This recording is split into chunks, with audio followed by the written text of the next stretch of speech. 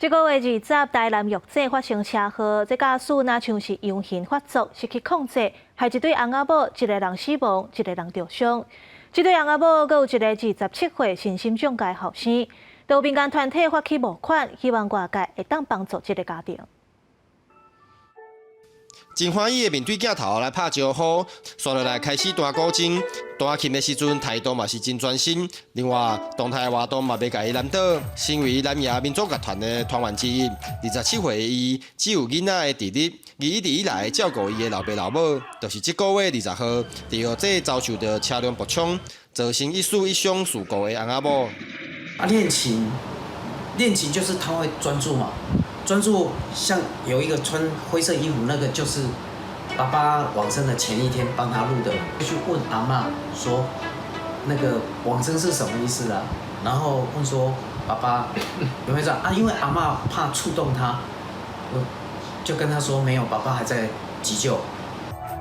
也阁无法度真理解生死问题的大查甫囡仔，这段时间嘛是逐工真努力的练习古筝，嘛不停的甲家己练习的影片传予伊的老师来指导，但是老师是搁较烦恼。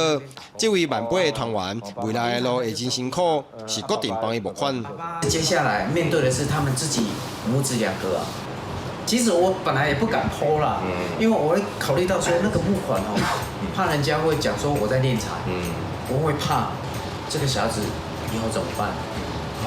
咱是去想着黑啊。那在丧葬的部分，公所还是会继续协助他的丧葬事宜。那在妈妈现在是住在医院，那现在意识是清楚，但是他还是要有一些手术上的治疗。那我们会等他能够意识比较更清楚一点，那我们会主动跟他联系。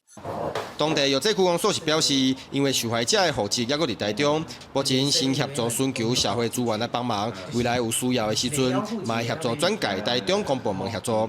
不过面对外界的善款，家属低调表示，嘛是要等到带伊的老母恢复了才会当处理。家属嘛再次对外界表达感谢。